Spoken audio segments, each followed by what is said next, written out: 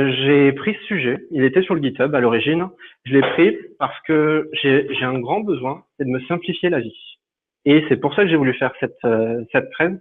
J'en ai marre de me prendre la tête avec toute la conf de mes projets.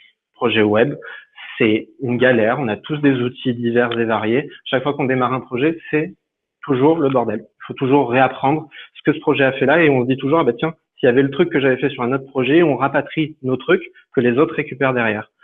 Donc, la CLI, c'est vraiment quelque chose que l'équipe Angular a souhaité faire pour faciliter la vie. Et je peux vous le dire, ça marche. Et ça la facilite bien. Donc, d'abord, je me présente. Vous m'avez vu, je suis le seul à pas avoir de logo, ma tête sur les slides. Donc, Davin Kevin, vous pouvez me suivre sur Twitter et je fais plein de choses. Je suis fanatique agile et je travaille comme ça dans la vie pro et perso. Je fais des librairies pour Angular. Je travaille sur le code d'Angular quand je peux ouvrir des issues ou faire des PR. Et je suis formateur Broadband Lunch sur Angular. Donc, si vous êtes intéressé, n'hésitez pas. Ah, mais le gros de mon activité, alors à l'origine, vous allez certainement le remarquer, je suis javaïste. Ça peut faire peur. Et je fais de l'Angular à côté. Beaucoup y voient un lien. Et c'est pour ça que j'évoque que je fais du full stack. Alors, le sommaire qui est très peu intéressant si vous êtes ici, vous l'aurez pour la review des slides. J'ai voulu commencer avec un sujet qui nous occupe sur le Slack trop souvent. La JavaScript fatigue.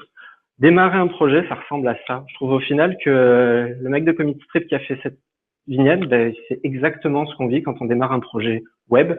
C'est, allez, j'installe des trucs pour démarrer. Moi, perso, j'ai envie de démarrer un projet, j'ai envie d'écrire ma première ligne de logique métier, créer de la valeur. Là, quand on installe toutes ces conneries-là, ouais, on a le super projet de la mort qui tue, mais on crée pas de valeur. C'est chiant. Donc au final, elle était belle l'époque où on mettait un simple lien, c'était pas grave, c'était tout, c'était déjà de toute façon sur un CDN, on était tranquille et on importait. Donc là, au final, je vais vous décrire un peu pourquoi on a fait tout ça. J'espère pas gêner à chaque fois. Pourquoi on a toutes ces conneries-là qui sont venues polluer notre travail tous les jours. De manière assez succincte, vous devez le savoir, je vais utiliser ce clavier-là, ce sera plus simple aussi. En fait, tout est devenu plus complexe depuis la sortie des frameworks. Merci, je suis bien pour la porte. On a des frameworks qui sont de plus en plus segmentés. Rien qu'Angular JS, la première version, on a l'élément pour le routeur, on a l'élément core, on a l'élément pour les cookies, on a plein d'éléments différents. Déjà, ça, faut qu'on le gère. Alors ensuite, on gère aussi nos propres dépendances. C'est bien Angular, mais c'est bien d'utiliser d'autres choses en parallèle pour des calculs, pour les dates, par exemple, avec Moment.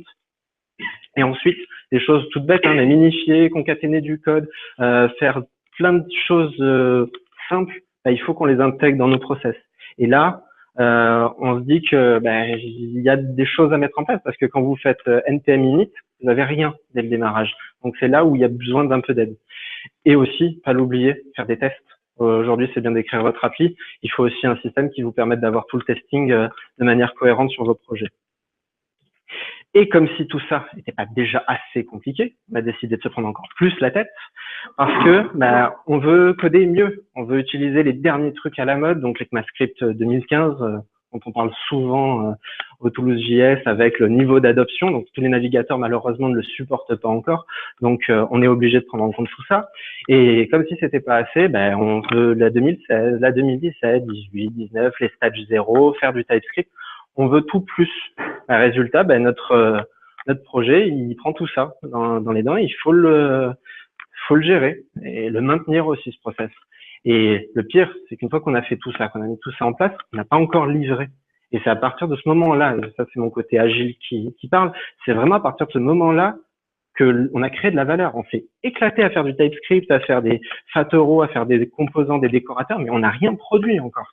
Donc là, il faut penser à l'aller au delivery. Donc, que ce soit pour l'envoyer chez les ops, désolé pour certains, je cache les slides, mais bon, l'envoyer chez les ops, les envoyer dans différents environnements, voire dans le cloud. Donc, c'est vraiment à partir de ce moment-là, quand tout a été envoyé, que on peut se dire, c'est bon, j'ai créé, j'ai fait ce que je voulais, et maintenant, je passe à l'étape d'après. Et c'est en ça que, aujourd'hui, moi, je suis fatigué avec l'environnement JavaScript que j'évoquais tout à l'heure, c'est qu'on a je vais les lister rapidement par ordre historique. On a beaucoup de moulinettes qui nous permettent de faire plein de choses. On a eu Grunt, je vais le passer très rapidement, tout vient de la petite clavier. On a Grunt, donc au final qui était orienté, j'ai mis quelques slides pour des infos, ça date de 2011, avec plein de plugins qui font plein de fois la même chose puisque tout le monde s'est lancé à ce moment-là dans la création de plugins Grunt, avec des configurations exotiques.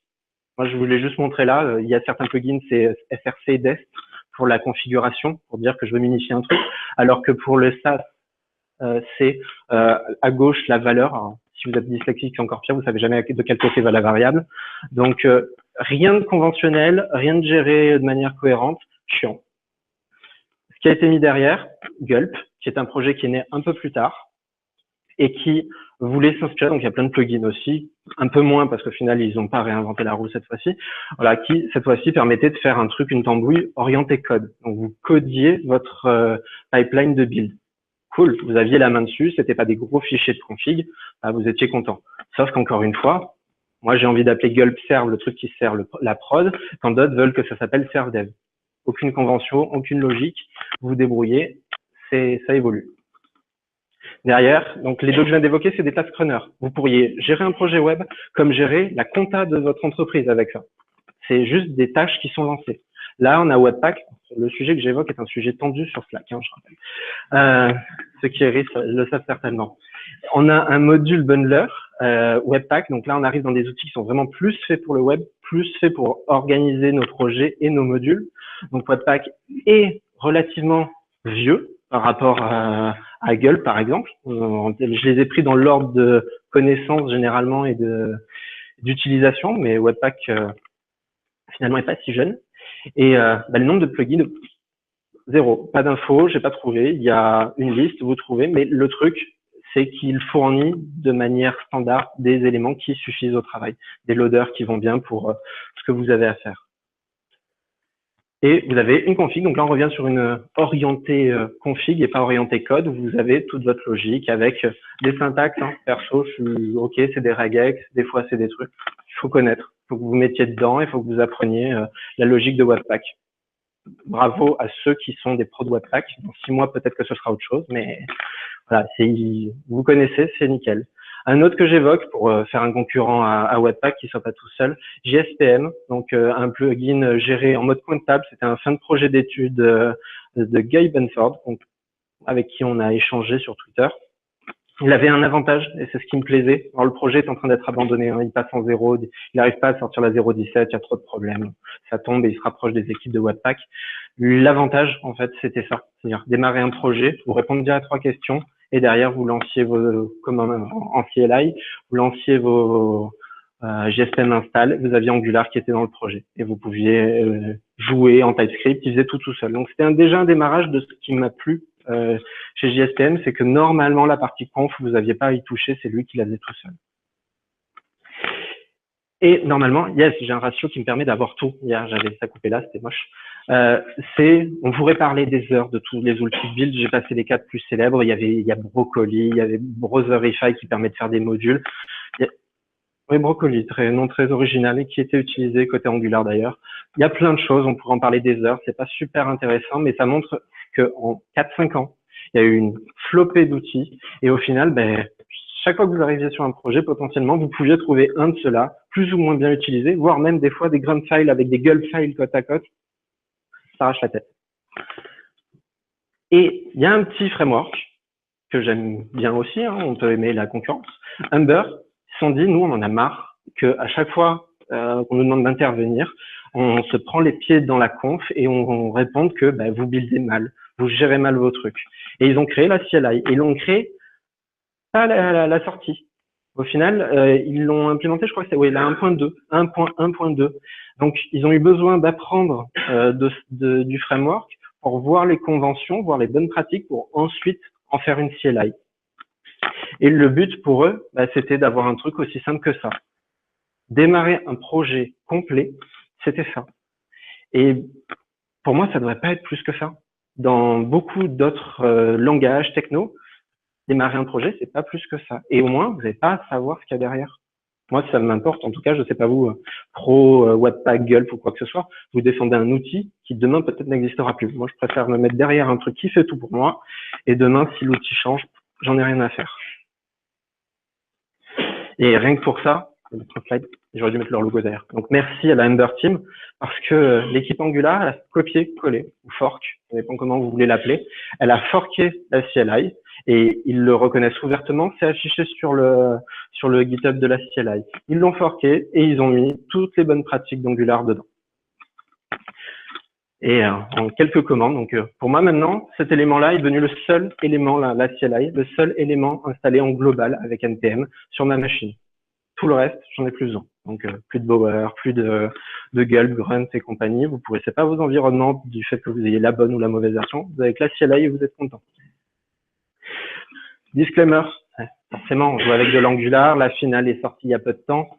Ça, c'est encore en bêta. Donc, il peut y avoir des problèmes. Il peut y avoir des bugs. J'ai commencé à écrire la presse et la démo que je vais vous faire juste après en août. J'ai changé 8 fois de version.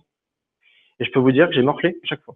Donc, mais malgré tout, je l'utilise. Je l'utilise parce qu'elle fait tout mieux que ce que je ferais moi-même. Donc, tant qu'à faire, rester dans cet environnement-là. Donc, la meilleure manière pour en parler, on va le faire. On va faire une démo. Donc, c'est là où je vais éviter de faire tomber la moitié du matos. Et désolé pour ceux qui ne verront pas. Et voilà. Hop. Cap trop court. Hop. Si vous voulez, il y a le sur le téléphone. Hop, cool. Allez. Donc, alors avec cette résolution très basse, je vais m'amuser. Donc, qui dit CLI dit terminal. Alors, est-ce qu'il y a des personnes qui n'aiment pas le terminal ici? Vous pouvez lever la main. On vous en voudra pas. Ouais, elle marche sur Windows. Il y a des gros problèmes de perf. Cherchez pas pourquoi. Mais elle marche sur Windows. Donc, là, je suis dans le projet. Alors, je vous ai évité une chose, le ngnew. Donc, je vous montre la commande. Voilà, ngnew. Vous pouvez, donc ça, c'est la commande que j'ai générée. Ah oui, désolé. Hop. Dans l'autre sens. Si un connaît le raccourci. Ouais, sauf que là, ça me fait 0. Hop, Shift plus.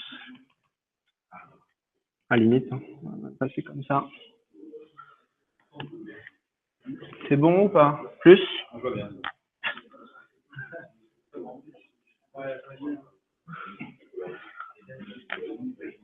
Ouais, s'il y a moyen juste d'éteindre, je pense pas qu'il y en ait moyen juste d'éteindre la partie là. Non, bon. Bon, je vous le décris, en tout cas. On tape juste ngnew, le nom du projet. Là, j'ai rajouté style SCSS. J'aime pas faire du CSS pur. Au final, la CLI prend en compte le SCSS nativement. Vous auriez envie de faire du less, ça le prend. Je crois que d'ailleurs, ils ont même rajouté un autre, alors je sais pas post stylus, voilà, qui est rajouté.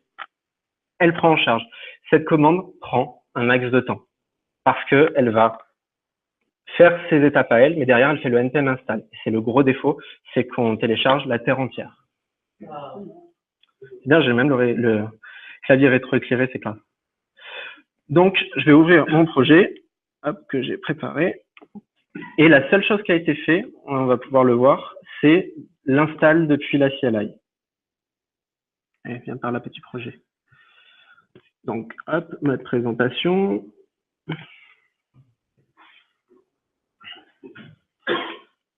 Donc, je pense que vous allez y voir. Hop. Bon pour tout le monde? Donc, voilà, il y a ces quelques petites choses qui ont été installées. C'est nickel. Donc, là, je suis dans mon projet. J'aurais pas dû bouger ce bureau-là.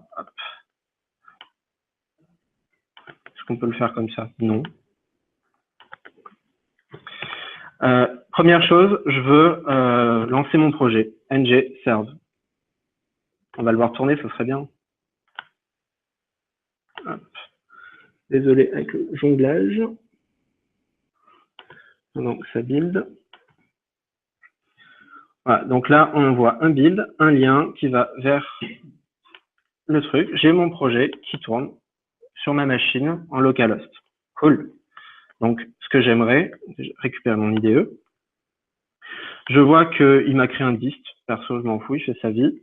Et il m'a créé les éléments qui vont bien, donc les fameux app modules. Thierry Châtel pourra vous en parler. Et le composant de mon application par défaut et les éléments. Donc, shared, c'est une convention maintenant. Il m'a tout créé. Donc, on va montrer que c'est du vrai. Donc là, vous voyez le template qui est extrêmement simple. On va changer. Hop. Hello Angular Toulouse.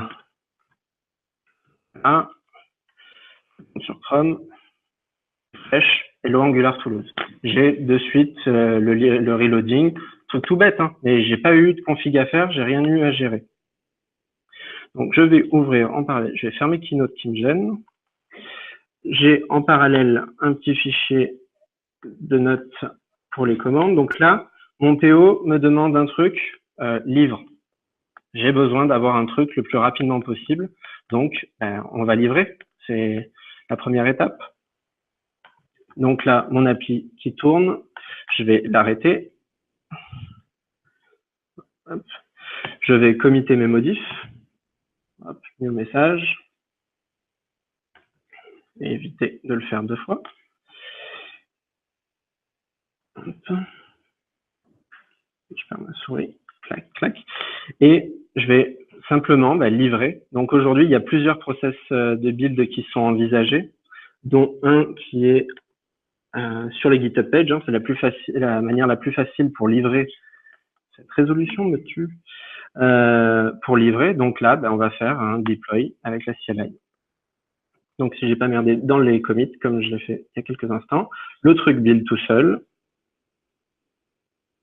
et va m'annoncer que l'élément va être livré. Donc là, on va aller regarder sur mon GitHub. Hop.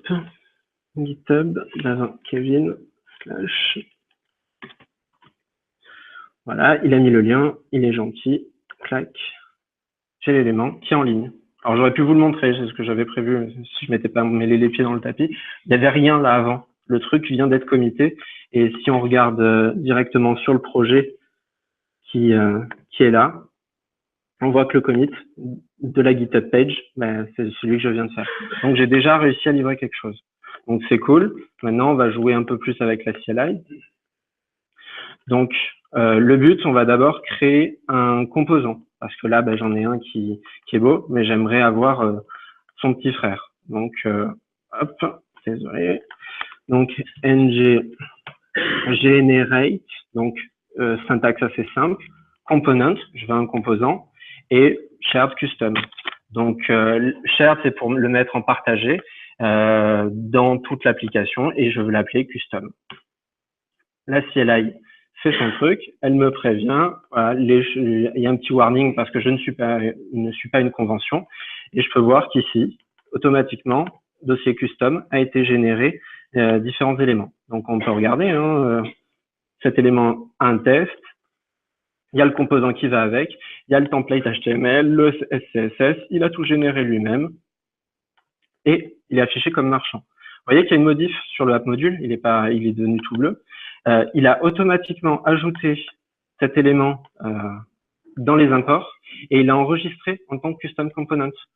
Donc, j'ai même pas eu à gérer le ng module qui peut rebuter certains. Automatiquement, le système a été géré et a injecté l'élément où il faut. Ce serait bien de voir s'il marche par contre. Donc, je vais l'utiliser en dessous de mon title, mettre custom. Hop, je mets mon composant. Je relance mon ng-serve. Et dans ça, on a ng-serve. Celle-ci aussi, je vais l'agrandir.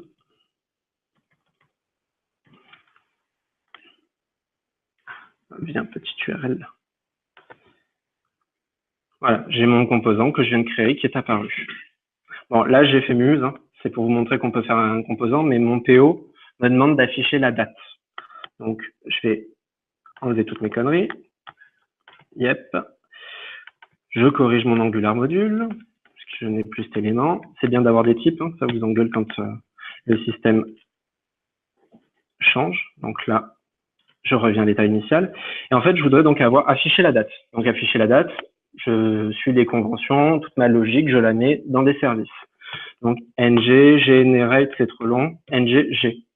G, generate, vous en rappelez une fois, service, et là, shared time. Vous pourriez même écrire service avec un S.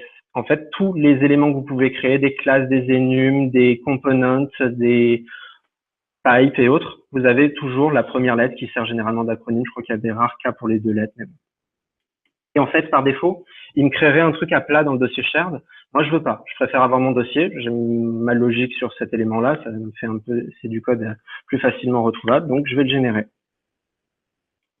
Il y a plein de paramètres. Hein. Vous pouvez, la CLI, il y a une aide énorme. Donc là, on voit que le truc continue à tourner hein, sans peine. Et donc, dans mon système, j'ai bien une spec qui a été générée donc pour mon test et un service. Service tout bête. Donc, pour gagner du temps, je vais copier directement. Non, là, celui-ci, je l'ai pas. Donc, je vais créer une méthode dans ce service, getNow, une méthode simple qui retourne une string, return new date.toString.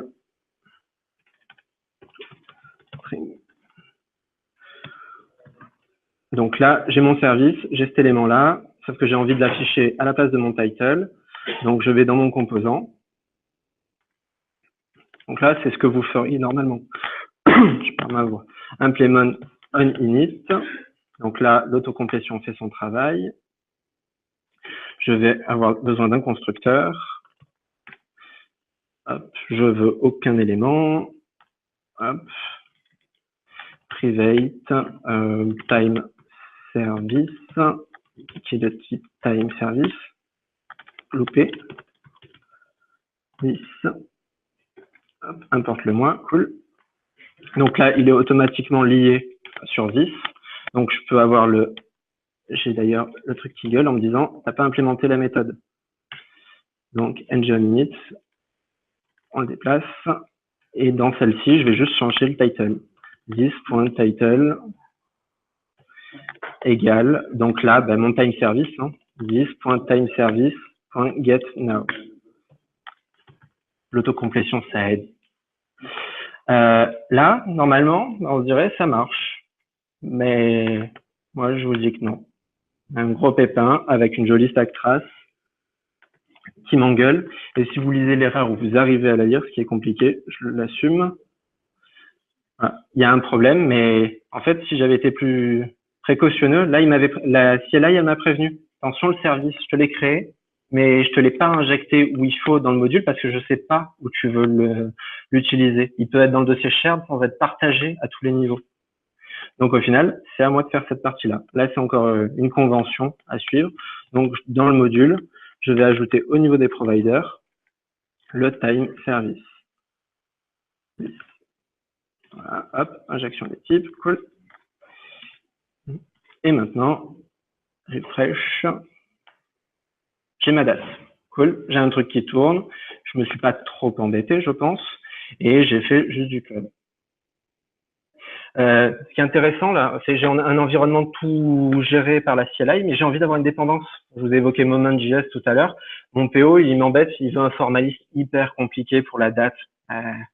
On va l'écouter, hein, donc on va faire ce qu'il veut. Donc là, je reviens sur ma CLI et je vais installer donc npm -npmi-s pour ceux qui connaissent pas les raccourcis. Moment, donc j'installe Moment et pendant qu'il s'installe, je vais jouer avec mon time service pour importer import étoile as moment. Alors moment n'est pas un module qui expose comme il faut les choses, donc on a le as qui est intéressant et moment. Voilà, je l'importe et là je suis trop feignant pour la suite, donc je récupère directement la ligne que vous ne devez pas voir, c'est pratique. Hop, c'était pas la bonne, forcément. Sans le tirer, voilà. Donc là, j'ai utilisé Moment. Vous avez vu au passage, hein, il est devenu rouge-vert, l'install s'est fait derrière. La CLI et l'IDE ont tout compris et ont récupéré ce qu'il fallait. Donc, je save. Je passe, oui, c'est WebStorm. Et j'ai ma nouvelle date qui est automatiquement générée. J'ai réussi à importer une librairie. Voilà, donc résultat de l'install npm. Donc j'ai ma librairie qui est installée. J'ai pas eu à gérer quoi que ce soit hormis un npm install. C'est vraiment le côté le plus pratique. Là, c'est joli. J'ai une librairie qui fait juste du code. Donc bon, l'importer, c'est bien. Je voudrais une librairie qui fasse un peu plus que ça, du design par exemple. Donc je vais prendre, et c'est un exemple qui m'arrange, les ng Material, donc qui est la librairie standard d'Angular pour faire du material design. Et l'utiliser parce que mon PO, il voudrait quelque chose qui soit un peu plus sexy pour afficher la date. Donc là, pareil, je vais installer, donc je l'ai copié, mais je l'avais dans l'autocomplétion. Vous pouvez récupérer ces lignes-là directement sur les librairies qui développent de l'Angular 2 généralement. Vous installez les dépendances dont vous n'avez pas besoin, pas la peine de tout prendre. Et en parallèle, on va aller modifier donc notre module pour y injecter les éléments qui vont bien. Donc là, un petit import. Donc c'est un mdcard module from, et là je me rappelle jamais, Angular de material / card, si je ne me plante pas. Yes. Et cet élément-là, je l'enregistre avec une syntaxe liée encore une fois au module for root. Donc là, je l'ai enregistré, ma CLI tourne toujours, elle le resserre, l'API est toujours valide, sauf que j'ai eu aucune modification, forcément, je l'utilise pas. Donc on va récupérer le joli template permettant de faire ce qu'on veut, donc le app component HTML, je l'ai récupéré, j'ai la date, j'ai affiché mon title, j'aurais pu changer le nom de la variable, tant pis. Et voilà, donc vous avez remarqué, je l'ai mis dans un container, c'est plus pratique. Et là, j'ai un truc automatiquement, hop, n'hésite pas à le dire hein, quand tu manques de zoom. J'ai un container, donc blanc sur blanc, ça se voit assez peu, mais je peux avoir ma fantastique carte avec la date qui est générée par le time service. Par contre, là, si je redimensionne, il voudrait un conteneur qui fasse que 400 pixels de large. Là, je sais pas si je les atteindrai. Ouais, ça devrait aller. Donc, il faut que je joue avec le style. Et la CLI, elle prend toujours ça en compte. Donc, mon container, width 400. Il est très précis, le PO. Et là, je vais avoir automatiquement l'élément, je la laisse recharger, hop, toute seule. Donc 400, ça fait pas beaucoup de différence, je vous l'accorde, mais au moins je suis plus à fond. Enfin, plus maintenant. Donc là, j'ai mon composant qui est à jour. Donc, on a vu le style, on a vu les librairies de design, les librairies de code. Il y a un truc qui manque, je sais pas si certains y pensent, souvent on gère des assets. C'est bien d'avoir une image dans le projet, des trucs statiques, mais purement statiques cette fois-ci, et qu'on doit mettre des points htaccess, des points X ou Y à la racine des projets pour que les serveurs web travaillent correctement. Donc là, dans mon cas, si j'ai la place, j'ai le logo de l'Angular Toulouse. Et je vais le copier dans un dossier tout fait pour, qui est assets, qui a été généré par la CLI au début, donc copier-coller, ok. Est-ce que je veux le versionner? Bien sûr. Et je récupère ma petite ligne magique, hop, qui est là. Et là, la seule chose que j'ai à faire, c'est automatiquement, dans ce fichier-là, app component HTML, rajouter mon petit élément. Donc là, c'est une mdcard image. Ça a été injecté, récupéré par le module qui va bien. Et je référence, et vous voyez que l'IDE en plus à l'autocomplétion et c'est me retrouver automatiquement le fichier qui va bien, même s'il n'est pas à la racine du projet ou ce genre de conneries. Si je viens ici, alors forcément l'image est très grande, mais j'ai automatiquement ma mdcard d'image qui a été insérée à l'endroit où il faut. La dernière petite chose que je voudrais faire, c'est redéployer, hein, parce que mon Théo, il est gentil, et il aime bien voir les trucs en prod, et c'est que quand c'est en prod que c'est utile. Donc, on va refaire. Je commit en mode YOLO, c'est pour toi Aurélien. Et ensuite, je récupère la commande qui est un peu verbeuse, je vous l'accorde. Qui va ici. Voilà, qui est me permet de déployer sur GitHub Page. Donc là, le build va se refaire comme tout à l'heure, prendre tous mes assets. Là, j'ai beaucoup plus de choses. J'ai Moment, j'ai Angular Material, il va tout prendre, il va vérifier. Si mon asset change de position ou n'est pas au bon endroit, le build doit péter. Bon, là, il est très verbeux, mais il passera. Et normalement, alors là, c'est toujours le truc de la démo de est-ce que je relance, j'ai déjà la modif. Il faut le temps, un refresh. Et là, maintenant, vous êtes en ligne. Donc, vous avez livré, donc là, j'ai livré extrêmement rapidement. J'ai pas eu à me prendre la tête avec mon outil de build. Ça me facilite la vie. Allez, je repars sur les slides. Et d'ailleurs, petite info, là, vous voyez l'historique du projet avec toutes les modifications et la GitHub page que vous pourrez consulter a posteriori. Donc, est-ce qu'il serait possible de avoir de la lumière, s'il vous plaît?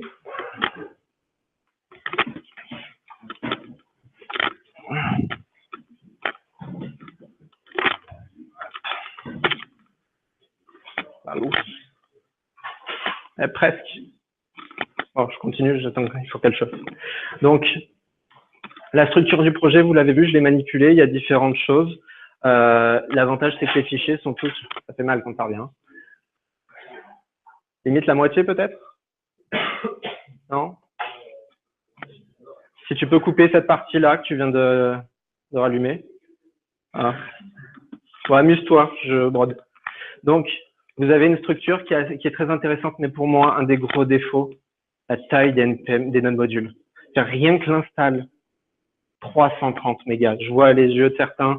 Voilà, ouais, ça fait mal. Et l'un des gros problèmes sur Windows, c'est cette taille-là, qui est trop importante et qui nuit aux performances de l'outil. Donc, ils essayent d'améliorer, de modifier les libs, de les scinder pour avoir que ce qu'il faut, mais bon, c'est encore ma stock. Bon, là, il fait l'autre aussi, c'est beaucoup plus. J'ai pas Windows, je peux pas te dire malheureusement, mais en tout cas, c'est un des points qu'ils ont en cours d'amélioration, c'est améliorer le build Windows et le fonctionnement sur Windows parce qu'elle est beaucoup plus lente. Il faut même, je crois, pour enlever les problèmes de perf, les lancer avec les droits administrateurs les plus élevés. Voilà, donc bon, sûreté, vous avez un truc qui fait n'importe quoi derrière, mais bon, je suis pas fan. Il y a des problèmes encore, des discussions. Au final, c'est des issues qui sont devenus des fils de discussion. Je vous ai évoqué de poser des fichiers, des assets. Aujourd'hui, tous les assets sont dans un fichier un dossier /assets et ne finissent jamais à la racine de votre projet. Ça en gêne. Le point htaccess. Si vous faites de l'App Engine, là, vous avez besoin peut-être de mettre quelque chose à la racine de votre projet. C'est chiant. Aujourd'hui, c'est un problème. Ça n'est pas solvé.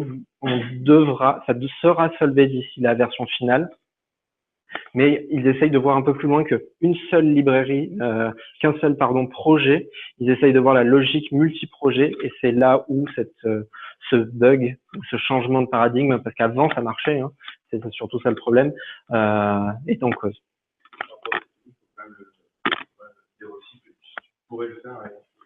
Voilà, après, je vous ai montré au tout début furtivement le package.json. Vous pourriez très bien avoir une commande npm run build qui lance un ng-build, qui fait juste la partie statique, qui derrière va choper via une deuxième commande, va chercher un fichier et acheter accès que vous voulez, un autre truc, peu importe. C'est d'ailleurs la majorité dans ce flux de conversation, la majorité des solutions qui sont proposées par les développeurs en attendant que la solution finale arrive. Il y a plein d'autres choses, donc je vous les ai pas montrées en live. Le serve, on l'a vu, mais le linting, alors là, le linting, il me viendrait fou parce que WebStorm ne suit pas les conventions de linting de la CLI, donc à chaque double cote, il m'engueule.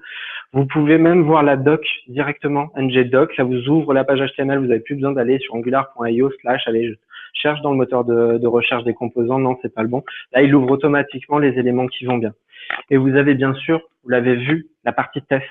Tant la partie test unitaire, là je les ai pas lancés parce qu'ils pèteraient, j'ai changé la string Hello AppWorks, mais vous pourriez les lancer et voir votre application tourner constamment. Donc c'est quelque chose qui est géré automatiquement, la conf Karma est faite toute seule, les dépendances avec Jasmine sont faites, vous avez tout. Et la partie end-to-end test, pour ceux qui font du test d'interface avec Protractor, là par contre, ils ne vous scaffoldent pas, ils ne vous génèrent pas les fichiers, ils ne peuvent pas savoir où il faut cliquer et autres. Mais par contre, tout est codé en TypeScript, automatiquement disponible. Vous avez les imports et vous avez l'exemple d'un test end-to-end qui va se connecter à une page HTML et qui va cliquer sur un bouton. Il ne marche pas au départ, Mais il existe, et après, à vous de vous amuser avec la doc, ngdoc, pour trouver comment utiliser Protractor correctement. Et là, c'est la question que beaucoup se posaient, d'autres l'ont évoqué sur Slack.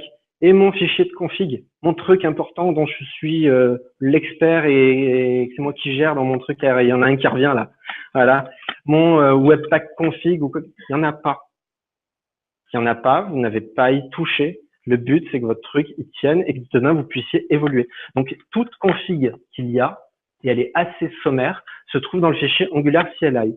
Ce truc-là, c'est un fichier JSON, comme son nom l'indique, et qui contient les différents pointeurs vers le dossier app pour savoir où il se trouve, les fichiers statiques CSS qu'on veut importer. Imaginez que vous travaillez avec Bootstrap, vous n'allez pas forcément faire un import de Bootstrap dans votre TypeScript, vous allez juste référencer les trucs qui se trouvent dans notre module, lui va aller les lire et les injecter automatiquement. C'est dans cet élément-là que vous allez avoir la main sur la configuration de l'appli et pas sur l'outil de build. C'est la partie la plus importante. Qu'est-ce qui suit? Parce que là, c'est bien, on est déjà assez évolué par rapport à un générateur de code type Yeoman, mais bon, ça fait pas encore tout ce qu'on veut et il y a encore plein de choses que l'Angular Team et les committeurs sur la CLI veulent faire. Déjà, les langages. Aujourd'hui, vous avez vu, c'est du TypeScript. Le langage, vous pouvez très bien choisir les empreintes, ça s'appelle des blueprints, les empreintes et les, en français, j'ai plus le mot, les gabarits en fait des fichiers que vous voulez utiliser pour un component. Vous avez dans la ligne de commande le moyen de changer ces éléments-là. Et bien sûr, demain arrivera les versions JavaScript, Dart et autres qui seront intéressantes. Donc au final, vous pouvez très bien customiser et ou profiter de ceux de la communauté. Rapidement, pour ceux qui veulent vraiment bidouiller et rentrer dans l'outil build, il y aura des add-ons. Donc au final, si demain il y a un truc spécifique que vous voulez rajouter, on pourra le faire. l'Ember Team l'avait prévu. Et d'ailleurs, certains plugins Ember marchent encore avec la CLI. Vous pourrez mettre des plugins tierces. Mais l'avantage, c'est qu'ils respecteront le fonctionnement de la CLI et vous permettront de travailler correctement. Élément intéressant, c'est que l'outil va vous aider. Déjà, il va vous aider en regardant votre code, en regardant ce que vous faites et en vous conseillant potentiellement, donc avec des outils comme Codelizer, voire même, et ça, je trouve ça génial, ils l'ont pas encore fait, donc on verra, mais c'est vous aider à mettre à jour votre code. Certains l'ont vu, Angular, on va passer en version 3 d'ici 6 mois normalement. Ils vont changer le rythme des versions et il y aura des breaking changes qui vont arriver. On le voyait avec les 1.5, 1.6 qui arrivent. Les projets, généralement, ils migraient pas. Ils avaient peur, ils savaient pas, ou alors quand ils migraient, pire, ils n'utilisaient pas les nouvelles fonctionnalités du framework. Là, la CLI, elle va vous guider. Elle va vous dire, bon, bah, telle chose, on l'écrit plus comme ça. Avec Angular 1, elle aurait très bien pu vous dire, arrêtez d'écrire scope, faites un var VM égale 10, et ensuite, dans vos templates HTML, vous utilisez un contrôleur as. Elle aurait pu vous aider et vous permettre de parcourir tout votre code. En plus, vous avez vos tests unitaires ou end-to-end. Donc, c'est vraiment un élément intéressant pour travailler. Et on peut publier, je vous ai montré sur GitHub, vous pourriez très bien le faire sur Firebase en poussant juste votre dossier list, à envoyer ça dans un conteneur Docker qui part ensuite sur le Docker Hub, voire finit sur Kubernetes, sur App Engine ou autre. C'est prévu. Là, le Docker, c'est un lien. Il y a toute la spec de ce qu'il souhaite faire. Ça fait des pages et des pages. C'est prévu. Sauf que pour le moment, il y a personne qui a pris le temps de le faire. Ils sont sur d'autres choses. Et il y a vraiment plein de trucs qui arrivent. Moi, je vais vous en citer deux qui m'intéressent. Le côté universal, il va vous gérer le server-side rendering automatiquement, toute la partie pour avoir l'appli qui s'exécute côté serveur et ensuite l'appli qui s'exécute côté front. Donc là, vous n'aurez rien à gérer. Le truc va vous aider. Et je suis développeur de librairie, un mode développeur de librairie. Là, on a vu, j'ai créé un projet avec une UI, cool, c'est génial. Mais j'aimerais bien aussi pouvoir avoir des conventions sur comment fonctionne une librairie Angular 2. Ben là, vous aurez ce mode-là. Donc, plus de raison en entreprise de se dire, bon, bah, ce fichier, je le sors pas dans un autre projet parce que ça va être chiant de gérer un projet tiers qui a une vie particulière, qui doit exporter des trucs en CommonJS, en UMD ou quoi que ce soit. Non. Là, ça va être fait automatiquement. Et limite, bah, la publication, ça poussera automatiquement sur un NPM public ou privé. Vous aurez un truc intégré et vous pourrez sortir vos dépendances projet quand ce sera nécessaire. Donc moi, ce mode-là, je l'attends vraiment.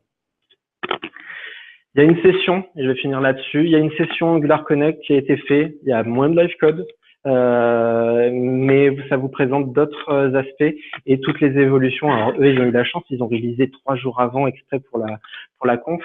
Ils ont changé plein de choses et l'issue tracker est énorme. Il y a encore plein de choses. Ils vont pas toutes les faire d'ici la fin, mais en tout cas, c'est super intéressant de voir où ça va. Et c'est un outil qui va vous permettre, j'insiste là-dessus, de travailler sur tous vos projets Angular 2 de la même manière. Et rien que ça, vous arrivez, vous savez comment ça tourne, vous savez les commandes par cœur et vous êtes productif tout de suite. Donc, je vous remercie d'avoir écouté sagement.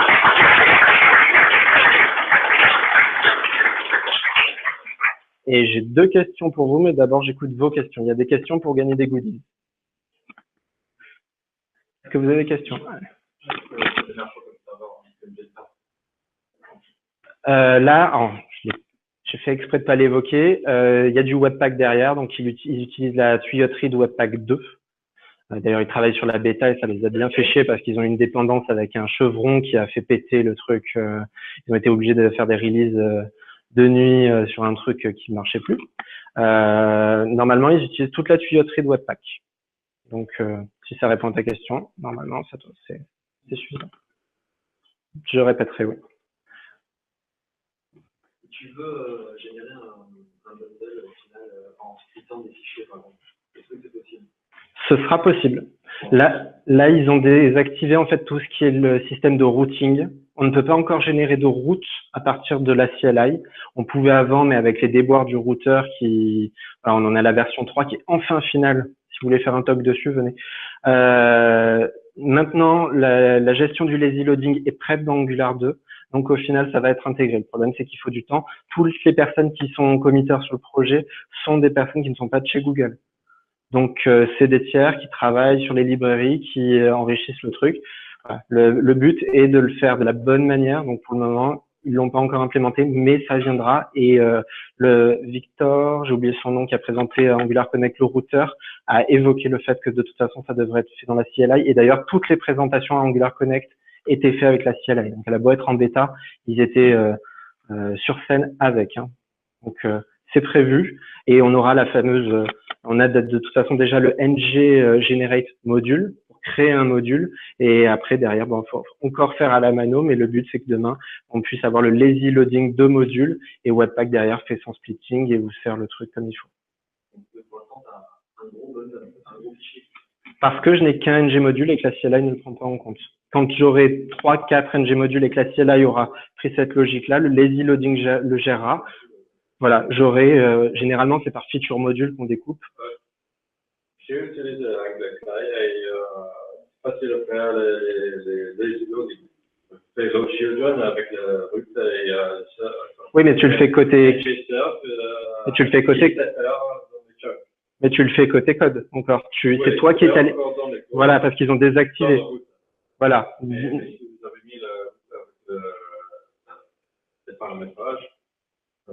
C'est ça. C'est la seule chose qui manque, c'est aujourd'hui dire, je crée ma route et je dis qu'elle part potentiellement de tel autre module et elle est lazy loadée ou pas. Voilà. Mais ça va arriver. Il y a des issues là-dessus. En fait, moi, je suis plus ou moins aussi le projet Angular Material 2 là. Et j'ai constaté qu'ils ont switché de Angular CLI à du Gulp. Alors, pas pour les présentations à Connect. En fait, moi, j'ai constaté ça assez récemment. Alors, je me posais la question pourquoi et comment et tout. Donc, moi, j'avais abandonné Angular CLI en informatique. Et en fait, je me demande si tu as des infos. Alors, pour répéter la question pour le stream, pourquoi ou si j'ai des infos sur le fait que Angular Material n'utilise pas la CLI. L'Angular Material est sorti bien plus tôt que la CLI. Alors après, tu évoques le fait qu'il l'ait été et qu'ils l'ont enlevé.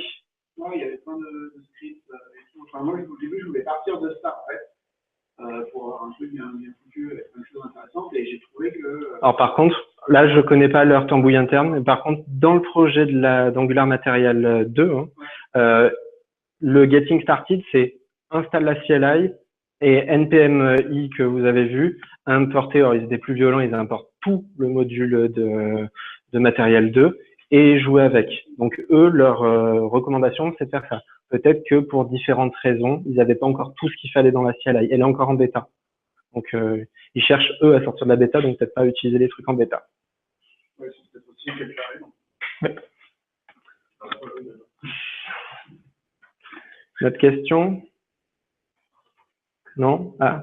On a vu aussi qu'on pouvait générer un composant. Après, c'était une notion de connaissance un petit peu du code. Est-ce que c'est possible de dégager un composant Je l'ai fait à la mano, je l'ai évoqué sur un slide, je n'en ai pas parlé. Il y a le refactoring, bouger un composant, supprimer un composant. Là, je suis allé à la main l'enlever du ng module qui allait. Le but, c'est de pouvoir le faire. Donc après, je suis pas sûr que ce soit dans la top liste des features qui vont arriver, mais le but, en tout cas, c'est de pouvoir le faire. Donc au moins, comme ça, elle s'en occupe et généralement, elle fait moins d'erreurs que nous. D'autres questions? Donc, bon, désolé.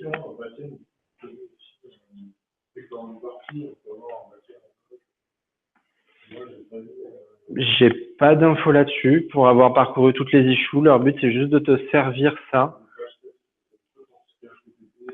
Alors, la CLI, tu peux mettre ---- proxy.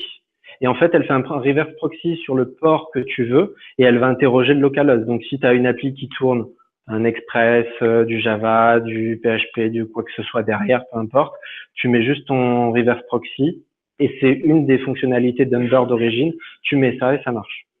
Donc, moi, les développements que je fais, ils sont